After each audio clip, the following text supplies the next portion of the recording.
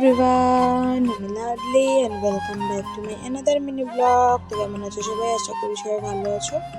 তো সকাল সকাল ঘুম থেকে ওঠার পর এই যে এখানে আমি আর দিদি খাবো ম্যাগি, যেহেতু অন্য কিছু ছিল না ঘরে, তাই ম্যাগিটাই ছিল। আর এই ম্যাগিটা না নর্মাল ম্যাগির থেকে একটু অন্য, একটু স্পাইসি টাইপের, তো ভালো লাগে খেতে। তারপরে এখানে মেশো নিয়ে এসেছিলো ফ্রাইড রাইস আর মাংসের বাজার, তাই এখানে ফ্রাইড রাইস আর মাংসের জন্য যা যা দরকার সব কেটে নিয়েছি। এখানে যে দিদি চালগুলো ফ্রাইড রাইসের ধুয়ে নিচ্ছে, যেহেতু ফ্রাইড রাইসের চালটা আলাদা হয়।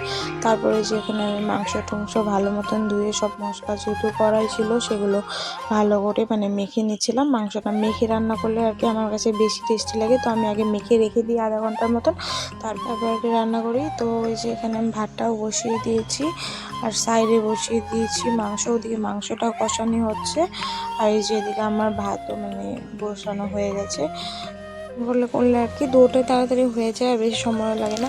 আর যখন আমি দেখলাম ঢাকনাটা করলে আমার মাংস প্রায় হয়ে এসেছে, তারপর একটু জল দিয়ে নামাবো আর কি। আর এখানে আমি ফ্রাইড রাইসের জন্য গাজর আর বিনটা ভেজে নিচ্ছিলাম।